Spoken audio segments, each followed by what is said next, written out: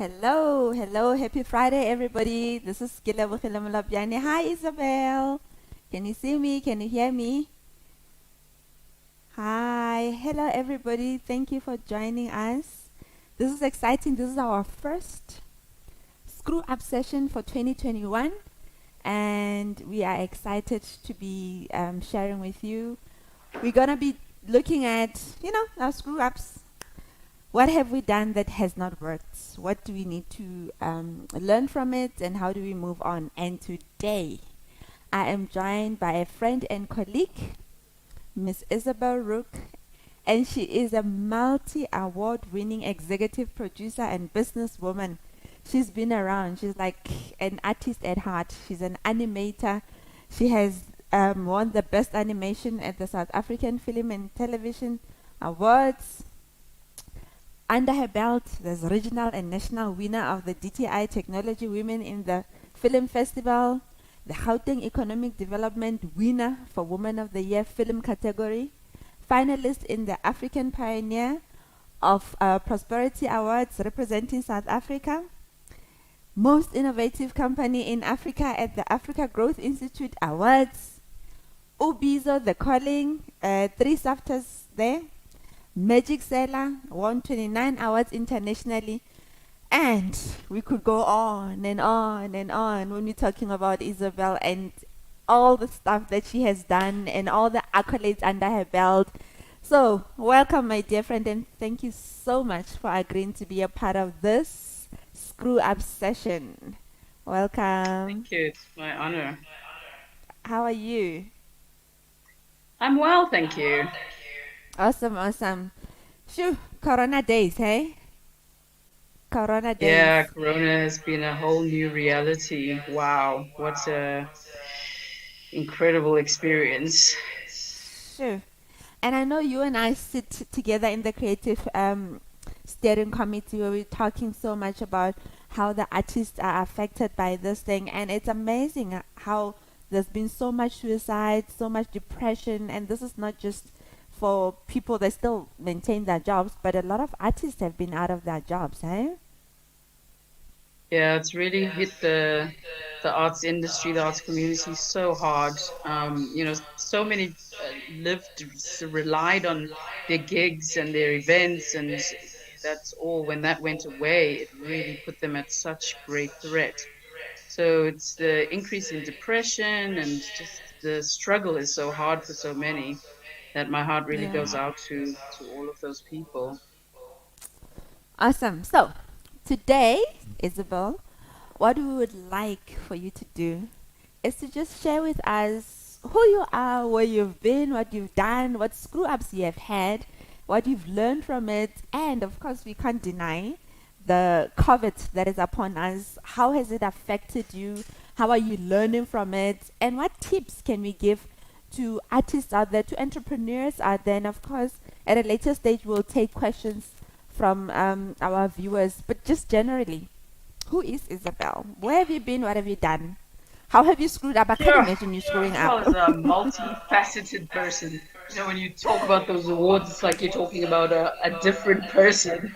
I've changed so much, so drastically since then, that it's like you're looking at a completely new person from the person who won those awards. Um, so yeah, I studied journalism at Rhodes University and moved into the magazine industry. I worked for Timbila magazine, Ebony magazine. I edited a children's nature conservation magazine, and I really loved communicating with children. And and I also love the broadcast medium, so I wanted to move to broadcast, and I moved into producing Morning Live. So I realized I love the two, combining the two passions of broadcast and children. Animation just seemed like the perfect. And I remember in my youth, I used to say to my brothers, I will never stop loving animation. And they were like, yeah, wait till you go to your 20s. And yeah, I just never stopped loving animation. So yeah, when I was at SABC was actually when the dream of animation started. And I met my business partner, Dumi Gumbi, at the time, and he wanted to animate Shaka Zulu. And I was like, wow, that would be epic to do something like that. Um, so yeah, we started researching the animation industry, and we saw that it's very undeveloped, very small, mainly focusing on TV commercials. So we thought, well, there's a gap in the market for TV series, and we entered some business plan competitions just to get our thinking right, to just map out where we wanted to go, what was possible with this industry. Um, we didn't win the business plan competitions, but I think in the third year, our third attempt, which was great that we stuck to working on our business plan because it really helped us refine our thinking, and give us a clear path forward. Not that, it was ever clear, and nothing ever goes totally according to plan, but we were quite blessed. One, to have a good business partner. We really worked well as a team. And I think that is one of the core sort of elements of the success of a business, is having a really good business partner that complements your skill set. So yeah, I found where I was weak, he was strong. Where he was weak, I was strong. So that was a great kind of complementing partnership. And once we had sort of worked out how long it would take to develop an animated series, we then realized we have to create a cash cow that will allow us to sustain ourselves as a business while we develop our dream and our vision.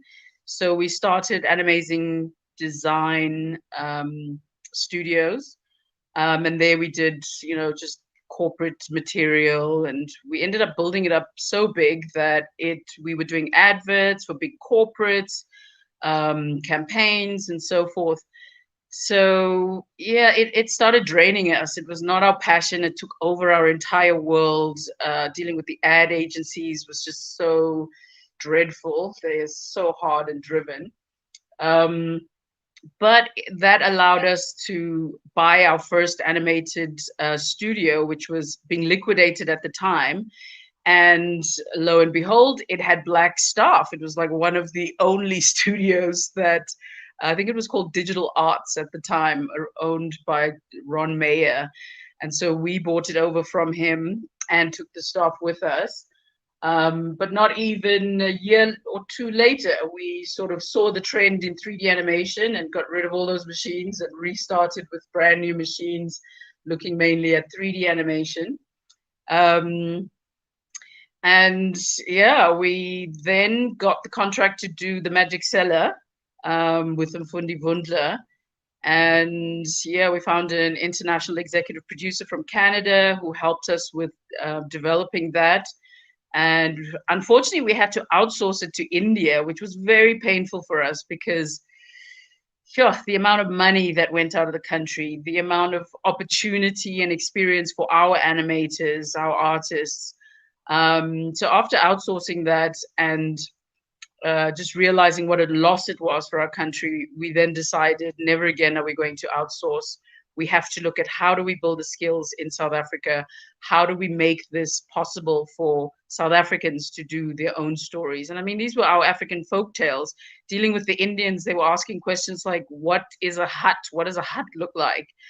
And so it was just so painful seeing another culture working on African content. And it was like, we have to get to a place where African people tell their own stories, make their own stories, produce their own stories. So that's, I think, when I started researching how do I build capacity in my country. And so was born the dream of the Animation Production Training Initiative, where we essentially, I used the opportunity of being in India also to study the Indian market and look at how did they go as a country that had no animation. And then suddenly within 15, 20 years, they were like one of the top outsourced countries in the world. So my partner Dumi went on the production to India, and he saw the incredible productivity. They in Mumbai they run a 24-hour business system where there's some people work in the day and some work throughout the night. Because it's so hot in the day, some people prefer the nighttime. So yeah, he was really inspired by that work ethic and that drive. And so when he came back, he was like, yeah, we need to look at training. It's one of the core successes of the Indian market is that they implement massive training. So one of the things that we did was we sent 10 young Black male and females to India on our production. We selected them from Nemisa at the time. And unfortunately, when they got there, the Indians said to us that they cannot believe these students had been taught for 3 years and that they would have to start training them from scratch. And I was shocked. And so when I researched Nemisa, I saw that they didn't have any selection criteria. So they were just taking anyone from the township or rural area who had any interest in animation. And you know, as I looked at that, I realized that animation is a very specialized thing. You do need to create a criteria. Young people need to know that this is calling for people who have specific skills set for it, mainly artistic skills, and a great discipline to the artistic craft. So really putting in those hours every single day to do the art and to hone that craft and to look at videos and to really just become masters of it. So I then, in designing the animation production training initiative, I started looking for young talent from the animation schools. So I selected the top 3 of the best students in all the schools across the country and brought them to Joburg on the production. We also designed a really intricate selection criteria because I realized that was a key component to succeeding in this. In fact, all business, the key to your success is the people that you hire. And then we did a call out to writers at the same time, looking for short African stories from folk tales to contemporary stories. And we got a beautiful range of amazing stories from across the country. And so I brought in international experts to train the writers in writing for specifically animation, because there are certain rules and that you need to adhere to that you can get away with in live action that you can't in animation. So yeah, I got the writing. We selected the best 13 stories and put those into the production training initiative, and then hired the best animation staff to mentor and train them. We were very blessed to get Alan Cameron, who was one of the top art directors at the time. He cost us an arm and a leg, but he was worth every penny because he, you know, would institute things of saying you must come in an hour early just to focus on drawing. So he started early morning drawing classes, and that made such a big difference to the artists having a high-end art director honing your artwork, getting it to perfection. Because at the end of the day, we're aiming for broadcast. And on broadcast, you know, there's no room for mistakes. It has to be excellent. Every frame, every scene has to be perfectly done.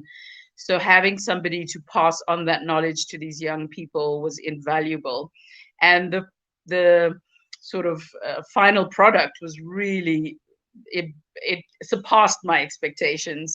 Those films went on to win multiple awards, winning us most innovative company in Africa, and as you mentioned, all of those different awards. But it was also some of the innovations, because we didn't have all the budget we wanted. We didn't want to cut on quality. So we had to innovate on how do we produce low cost animation that is still very high quality.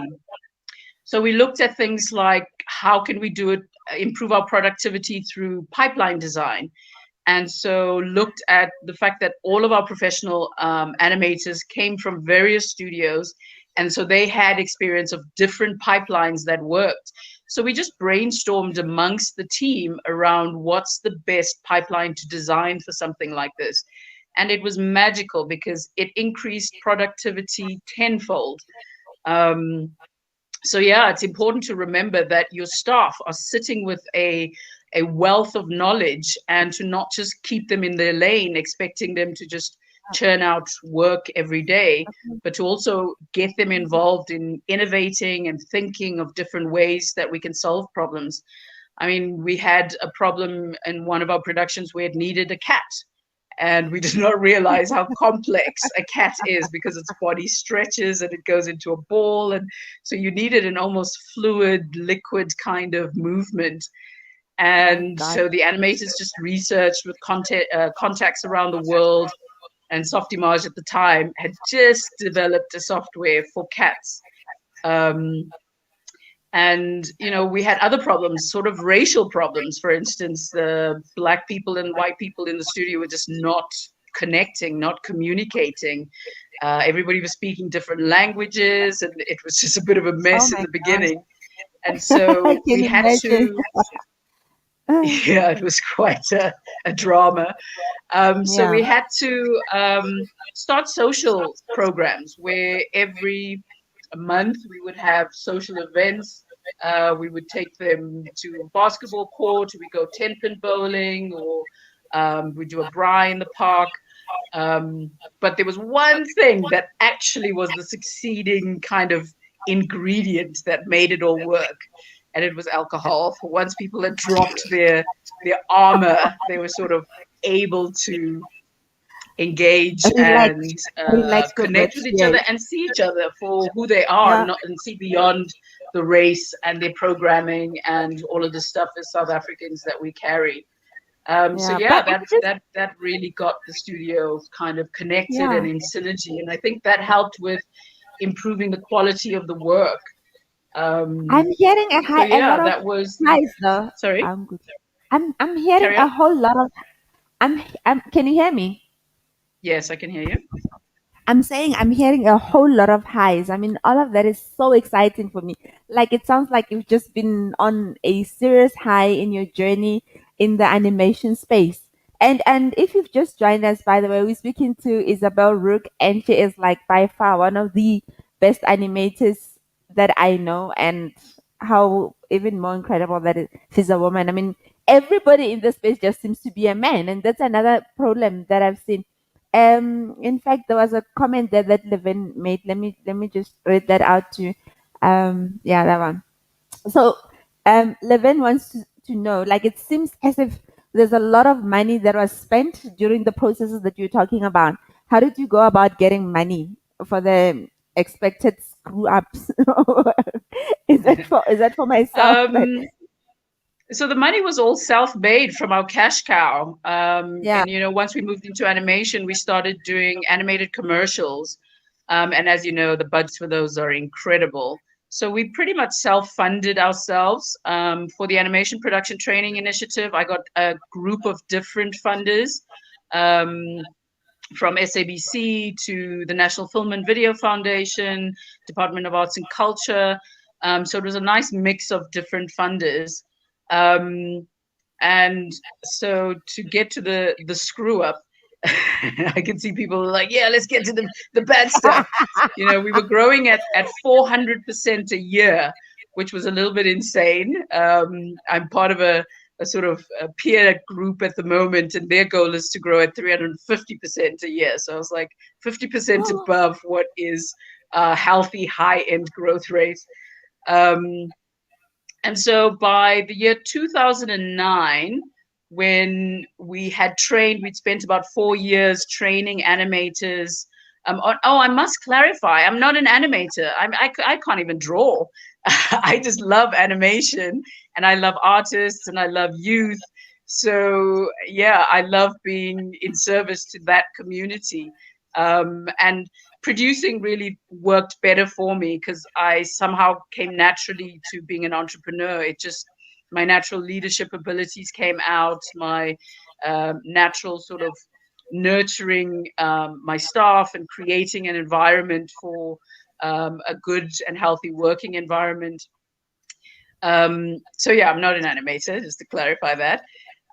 So yeah, 2009 came, we were growing at 400% a year, doing really exceptionally well. And we were always like conscious. I remember in the first few years, we were like, oh my God, the statistics say that 96% of businesses close in the first 3 years. And we were like, we have to make it to 3 years. Then the next statistics was the 5 years. And the next was Wow. 10 years. And we were just on the precipice of being in business for 10 years when the global economic crisis hit, the housing crisis of Yeah. 2009. And Yeah. at that point, we had spent 4 years training our interns. So we would train them and employ them, train them and employ them. So we kept taking a new cohort every year. And so we'd built up a nice base of animators over that time that we had refined, that we had trained, that had kind of been nurtured to meet the standard and quality of what the studio wanted to produce. Because, of course, we were called Animazing Workshop. So the line between unamazing and animazing is very thin. We even created what we called uh, the wall of shame. And we would put work that was just not representative of the company values and the company quality that we wanted to represent. And so when the global economic crisis hit, we were about to go into our first animated feature film. And we had secured all of the funding of 20 million rands. It was December. We were about to go into signing the contracts. SABC had already given us the money for development. And the crisis had sort of come slowly from the West. So we'd been seeing it in the news. And then suddenly it hit South Africa. And the minute it hit us, all the investors just pulled out. Like literally, I got back from holiday in January and every investor had pulled out. And SABC was the first to go because they were going through their own financial trauma at the time. And so there were sort of three major things that screwed up during that time. One was the global economic crisis and the investors pulling out the money.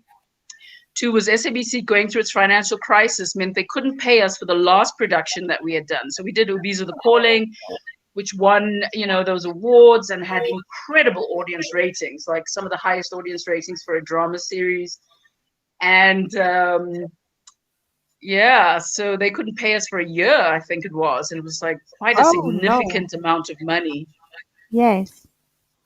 And the third one, there were 3 strikes at the time. So it was the global economic crisis, and we got burgled. Yes, I remember now, we were burgled as well during this time. So all our machines, every single one was taken. And we were on the like 4 floors up.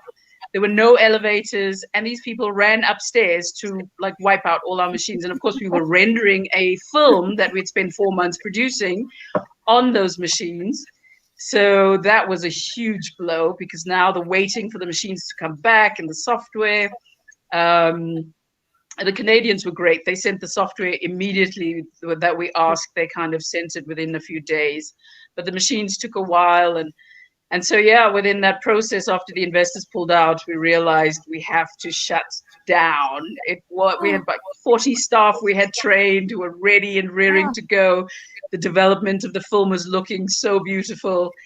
And come February, I had to retrench all my staff. And it was the most painful experience of my life. I lost everything, my houses, my cars, my everything. So come 2010, I even ended up in hospital. By 2010, I ended up in hospital with total burnout. And I realized just how exhausted I was for growing so fast. And that was sort of one of the lessons when I looked back and I did a post-mortem on my business. And I thought, even though I can make the arguments for what happened and that it was 3 major strikes, the bottom line is, what could I have done to prevent that? And I remember my dad, when I was a kid, saying to me that so it was riots and teachers striking at school, and something like 95% of the kids failed the exams. It wasn't the final year exams. It was sort of in between the year. And my dad said to me, so if 5% passed, then why were you not part of that 5%? And I was dumbfounded. And I realized, yeah, that is a valid question. Some kids passed. What did they do Yes, that made them pass and yes, us fail? So, of course, I yeah. pushed that year and made sure that I passed that year. So yeah, that was it came back to me when I was going through this as well. It's like, what could I have done that could have prevented that? So when I did a post-mortem on my business and myself, I guess, I looked at the fact that I had grown too fast, that I was so exhausted and burnt out. I was ignoring a lot of illnesses that I had. I had ulcers, I had endometriosis, I couldn't have kids. So I was really burnt out and a lot of kind of shoulder pain.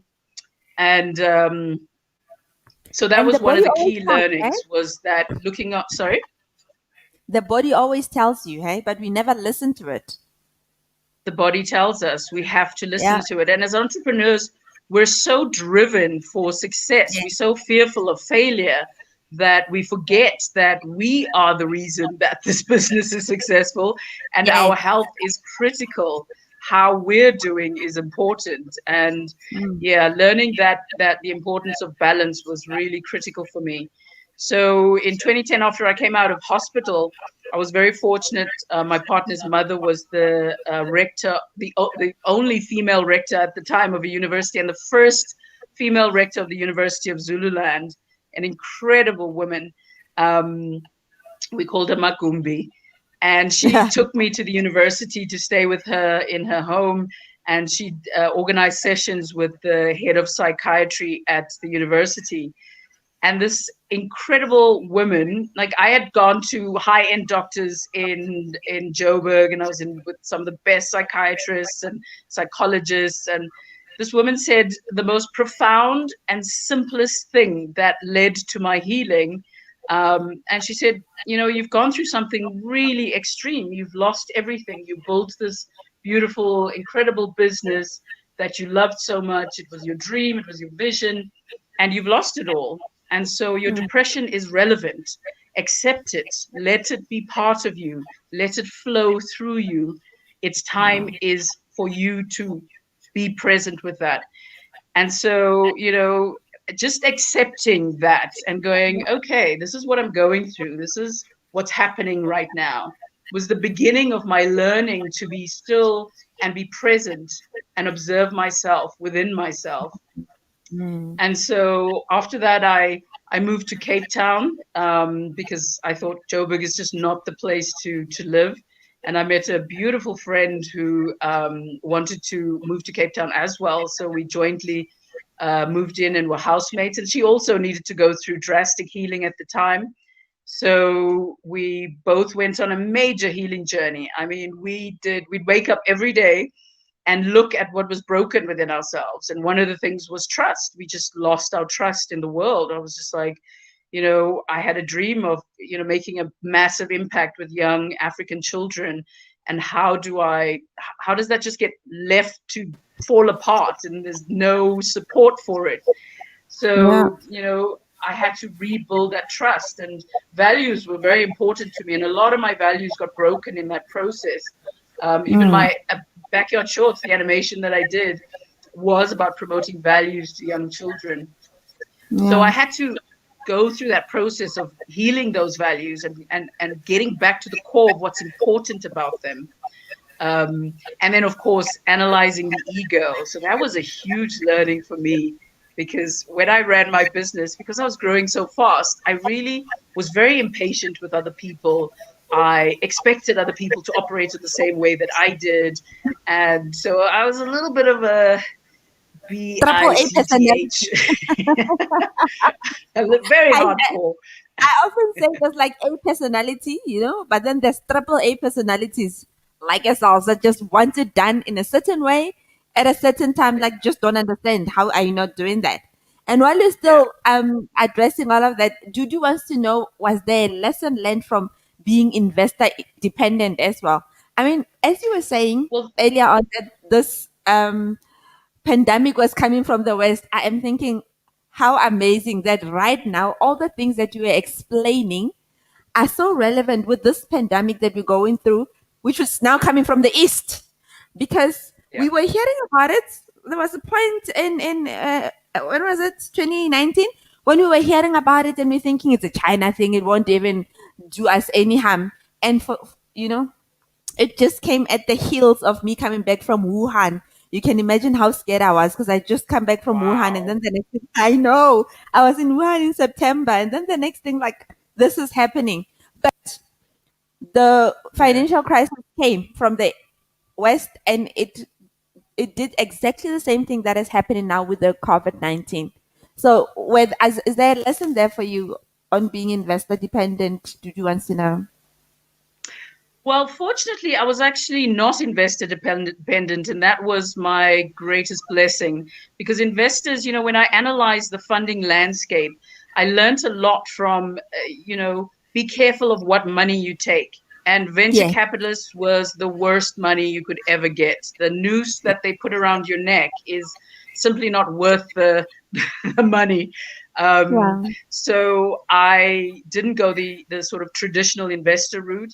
And yes, we had the investors for the film, but that also taught me that growing organically, investing in yourself, not using the money for yourself, but using it for the growth of your business. So Dumi and I took a normal salary every month. Our art director double our salaries. So we always invested in the quality people, in the quality infrastructure, in making sure that we had the most cutting edge technology. Um, so yeah, that was the one and only time that I was reliant on investor, because feature film is just simply too expensive to kind of do it on your own. You need Yeah. investors for that. True. True. But in terms of, you know, when I came out of, moving to Cape Town and healing through that process, and really taking 3 years out just fully to heal myself completely, it was quite a blessing and a luxury.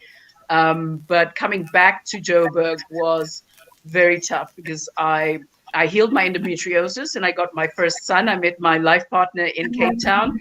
Um, a beautiful sort of mindful meditation and energy healer. He was a vet technician at the time. And so we had our first son. And so I had to come back to Joburg because my family was here.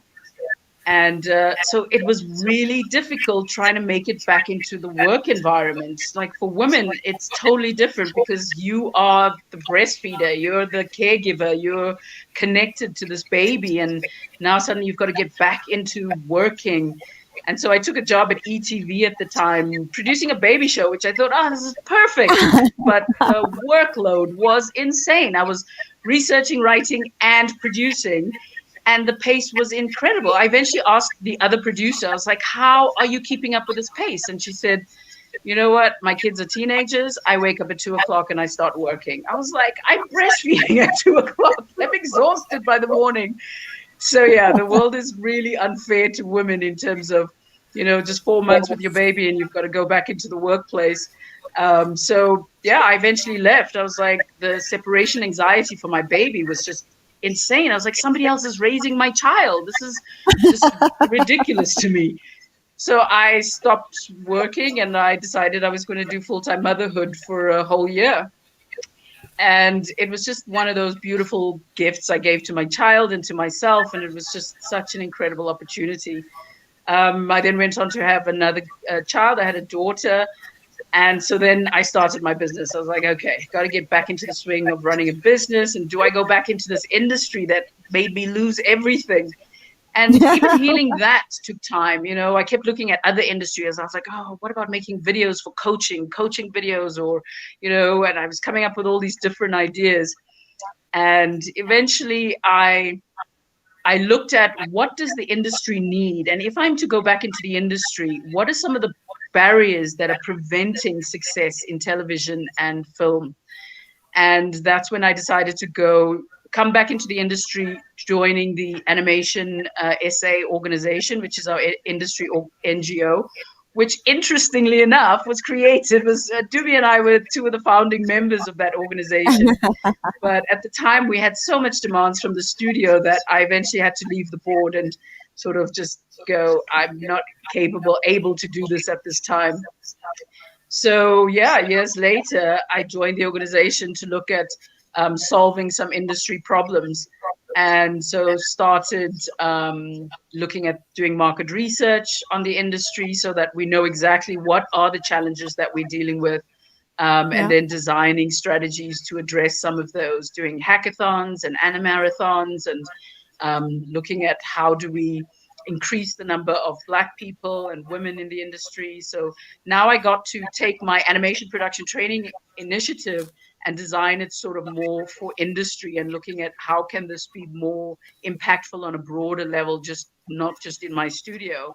So I consulted Mm. to Chimolhong Digital Innovation Precinct and designed the internship for them. And also seeing that we needed specialists, we needed people who could really be masters of those, couple of disciplines in animation. And then, of course, looking at art direction and who designs the look and feel. And Africanization of imagery in animation became a really important point for me, because when I look at Backyard Shorts, and I look at The Magic Cellar, those were white art directors. And so, if we are to take ownership of our stories, it really becomes important that African people are designing that it is representative of their culture, of how they see their people and their world. So that was one of the themes for the internship that I implemented. Um, so now I'm looking more at sort of incubators and how do we support SMMEs. But to get back to the pandemic, because I was working so hard on industry work and looking at addressing the barriers and the blocks that were preventing growth for especially Black people in the industry, I was doing a lot of fundraising as well. And then, of course, consulting with my own business, Enlightened Poppy. I'd moved from a company of Animazing, which I created that name because I wanted an amazing life, an amazing business. I was all ego. And so now, after my Cape Town healing experience, I was like, okay, how about we strive for enlightenment, for self-mastery, for healing, for growth? And enlightenment was sort of a word I wanted in the name of my company to remind me of that.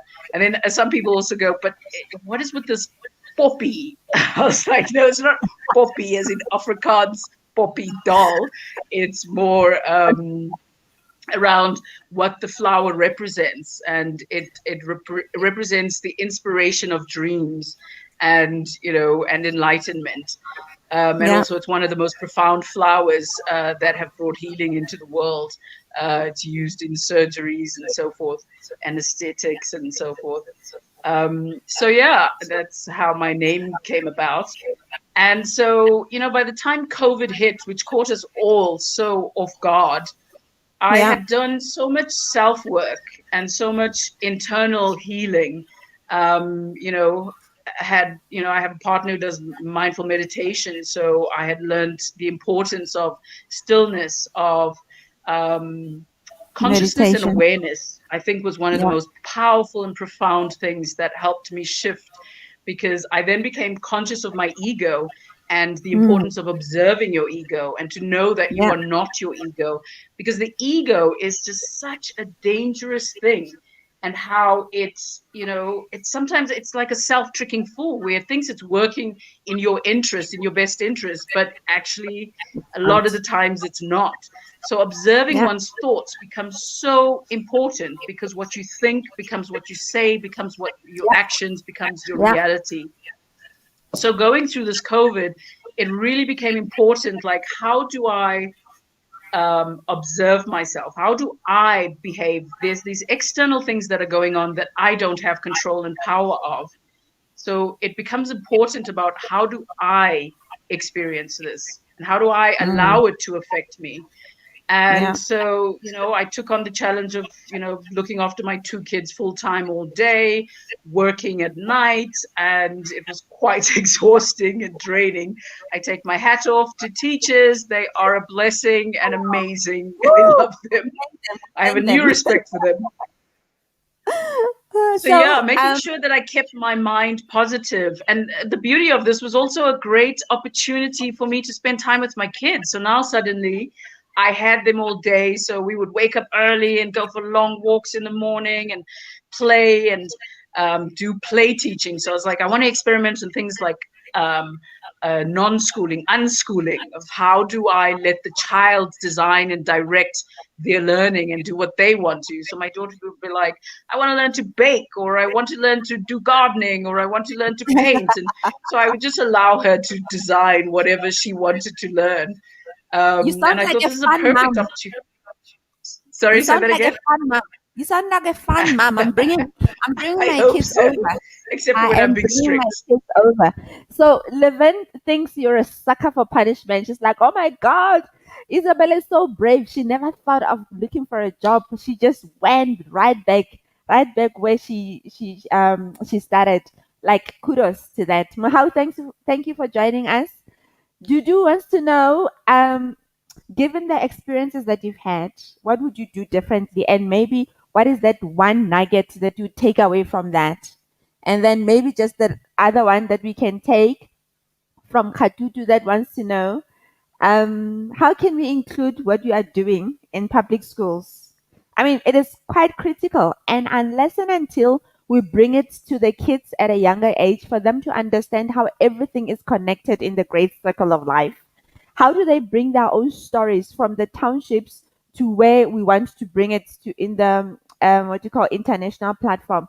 One of the things that we did sometime last year was to run an animation challenge where we were saying, how does your heritage influence you? Give us a comic or a character or stuff like that. But we need to start incorporating.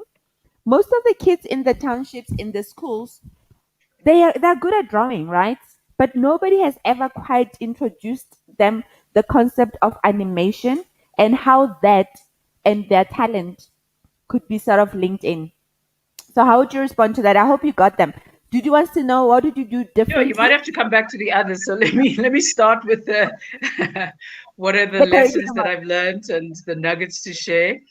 I would Yeah. say definitely the importance of not being a workaholic. I'm a recovering workaholic, which I discovered having gone to a friend had been in a rehab center, and so they were writing alcoholism, drug abuse, and they put workaholism up there. And it was the first time I was like, what? Workaholism is a disease? Wow. And so that was a big wake up call for me. Yeah. So I'm always trying to like keep that balance, and especially going to Cape Town and learning the importance of doing walks and meditation and keeping consciousness of the internal.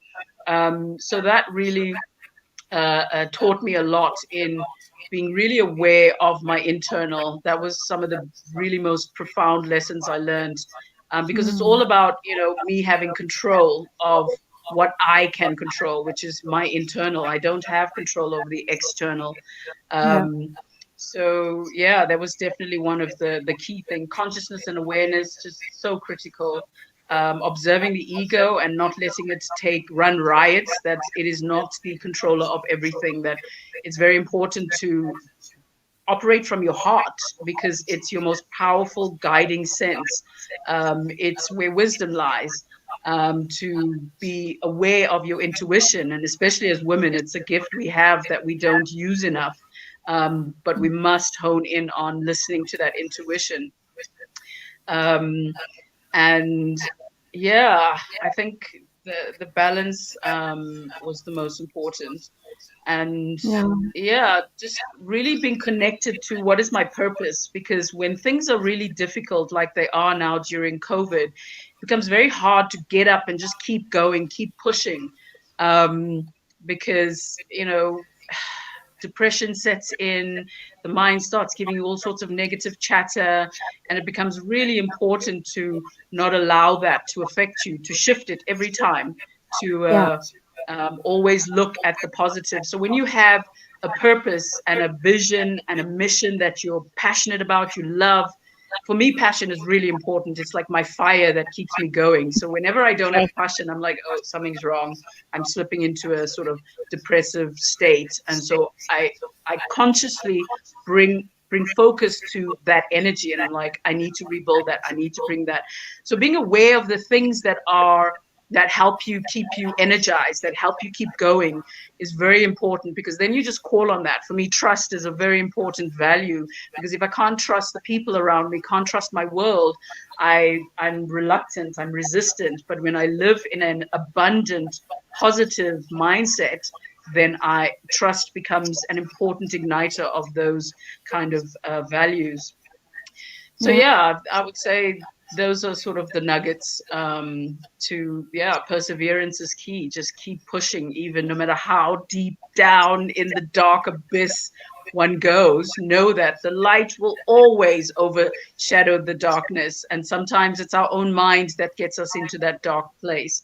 And so we must be mindful of what Yeah. our mind is doing to us and how our mind is creating the world around us. Because if we take full ownership of that, I am creating everything that is around me, then you take full responsibility, then you take your own power back. And so now you know that I have the power to change this. My environment and other people do not affect me. I affect my environment. So yeah, I think I'll leave Yeah. it there on the nuggets. There is that one on coaching, but I wanted to just step onto what you just said now. When I did my coaching program and I was training to be a coach, I fought with the facilitator so much because he said to me that I was responsible for everything that happens to me. I was so right. I was so livid. I was like, no ways. Because then you're saying all those bad things that happened to me, even when I was a child, I'm responsible for, and whatever, whatever. Like, but enlightenment, wisdom, growing up, and all this kind of things is precisely what you're saying. Because to a great extent, we are responsible for what happens in and around our environment. Sometimes I've learned it is about you, for you, or through you. But either way, you are at the center of all of that. So Yeah. let's do the question that Katutu has asked. I just want to The share about this the quote that I heard this week from Lionel yeah. Richie, of all people. And he said, if you look back and fight with your past, you may trip over your future. And that Oh is so wow. true. And hence, That I look at my that is past and so- I'm like, it's just a story. It's just something that happened that I experienced and I grew and learned from it. And so, you then have a healthy approach to losing 20 million rands and all your houses. It's like, what could I learn from that? Because that's the only control I have over the past, is what can I learn yeah. from it and how do I grow from that? So I really loved that quote when I heard it. And that right there is the very reason why we decided to host this screw up sessions. Because you need to get out of your way. So what? It happened.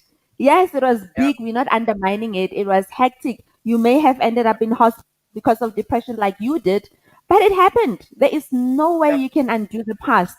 How can you learn yeah, from it, build from it, and move on from it? Because then yeah. when you lose that lesson, then that's when you start dying.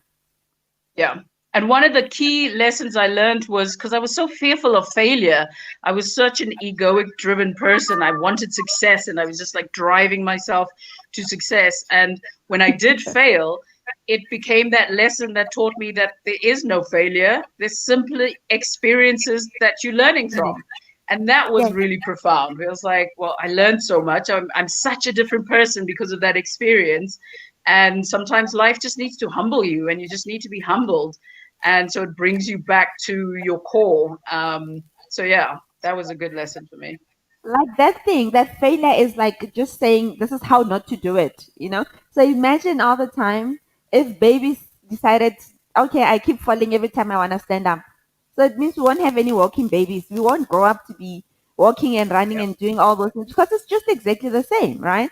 So if you consider it that this poor child just came into the world, started crawling, and now they want to walk and stand, but they can't. So if they choose to sit for forever, then they don't get to walk at all. And that, for me, is what failure is all about. How not to do what you are doing to get to where you want to be. So, that yeah. question, how do we bring this curriculum into public schools? So we actually did design a presentation for the Department of Education, and they loved it. They totally saw the value in having Africanized images in the content that children are learning from. I remember growing up with Janet and John, and every image was a Western character. So, they're cognizant of that. But I think it's a big, slow machine that takes a very long time. So we're going to have to do it on a corporate, private level, and make sure that it starts, parents have access to content like that. So it is in the pipeline, and it's one of the things that's going to be part of the incubator in developing Africanized curriculum for children. That is awesome. To do things like, wow, you are just so real. And I think we're just not having enough of these conversations, right, Dudu? And by the way, Miss Person, Memofugeng, you must know that you're also coming for one of those sessions because you two have got so much lessons that we can learn from. But life happens, and as it does, we're not having enough conversations. We break down, we cry, we sleep for forever, we get depressed. But when we get out of it, it is those lessons that will help the other person to, well, learn and to know what to avoid and what not to. It's that concept that I've fallen so much in love with. We lifting as we rise, but equally, just as we fail, we share our failure such that those that are coming behind us can learn from them. And we too can embrace And them also because that we we break grow. the stigma around failure. There's such stigma that, banks don't want to Nobody touch has. you after you've failed. Whereas in first world countries, they're like, okay, you've had a couple of businesses under your belt that you failed on. You've learned now. Now you know how to do it better. So our country has a warped perception of failure, that they don't see it as a learning opportunity. They see it as something to punish you for. And that is really True. sad. So it's really important. And I really honor you for doing sessions like this to help young people know that failure is just something, it's just a bump. Learn from it and move on. In fact, most investors, if you have not failed, they will not invest in you. Like they just want to, well, proper ones, in fact, seasoned investors, they want to know what have you tried that has failed, what have you learned? Because if you think about it, what people think is this beautiful idea that's just gonna go into one, two, three. Theory and practice are totally two different things. I had a laundromat. I remember how I saw it in my head and how it happened were two different things, right? Yeah, So fail fast, fail forward, stand up. Let's do this thing. Let's learn from our definitely. failures. Yeah. Definitely. And Do one of you the have other things that, when I was doing the post-mortem on my business, the big question I asked myself was, who were you being at that time? And yes. when I looked at myself, it was like I was being doubtful of myself, of my abilities. I built Yeah. this massive business that I never really thought that it would become so big. And I started questioning, am I capable of doing this? Can I do this? What if I screw up? When you go so high, the fall is going to be harder, of which I ended up creating that very reality of what I was fearing. Because when I looked at, had I been balanced and healthy, had I not been doubting myself and living in worry and fear of failure, I could have totally been the person who stood up and found solutions for the problems that we were experiencing. So yeah, that Yeah. is a key question on who am I being in the storm, and how do I Mm. take control of those things that I can control? And the self is the most Wow. important. And great characters are developed in those storms, eh? In those Yeah, whirlwinds, great characters come out like yeah, blazing. You just there's no way that you can go through all those storms and come back and come through it as the same person. yeah. I think we, as human beings, forget that we came to planet Earth for both a pain and a pleasure experience. We want to chase the joy and the love and the whatever, but pain is our greatest teacher. We must embrace it and accept it, and not always trying to push it away, calling it the darkness. And no, it's there to help us grow, to evolve, to build our character. So yeah, it's just part of the journey of being a human on planet Earth. But do you think perhaps it has a lot to do with our upbringing? Because I keep thinking, as a black child, growing up in an under-resourced environment where everything is like you must just use this like precisely for whatever, you cannot afford to do this, do that. Do you think perhaps that has anything to do with why we are Yes, we were sold helping. a lot of lack. People who come out of a war situations, they have a mindset, a construct of lack. And, we came out of apartheid, which was sort of a war kind of situation. So you're Mm. constantly in that fear of losing stuff. And so you don't live in the abundance that the world actually is designed around. And so, and unfortunately, the world sells us luck on multiple levels. So, Mm. flipping that coin and going on the other side of lack is abundance. And we are, where I heard this other incredible quote, which was, we're made in the image of God, and that image is love and compassion. And so when we remember how powerful we are, we know that I'm an abundant being. And if I live Yes, in a construct of abundance, I might not have yes, the money, but I need to have the trust in abundance that something is going to happen. Something will happen that will get me out of this. And as long as you just stay in the trust and belief in that, it helps you get through those dark times, those difficult days of, not being able to pay rent, which I've gone through that through COVID, and, having two children, you got to keep, at school and fed and, and, but just having that belief, that trust, and it's breaking out of the programming from the past, because there's a lot of programming that we were given that's so not to our benefit, not relevant. And so we have to be cognizant of that, and hence the observe the mind, observe the ego, and don't try and change it, because the ego is very tricksy. Just observe it with non-judgment, and it yes. transforms in that process. In that observation is where a lot of wisdom comes up, and you become aware of the programming that was sold to you. And so you start the process of letting it go and going, I want to design it for myself, of what is my belief system. And finding Yeah. my own spirituality was another big part of my healing. And that was really incredible for me, and helpful. Wow. Juju's like, I'm screaming your name. I'm screaming your name right now, Isabel. But the other thing that I have sort of picked up is asking for help. In that Yes, whirlwind world, you are battling with the ego and you are being superwoman with an S on your chest. You're like, bring it on, I'll do everything. And we don't ask for help. How has that been for you? yes.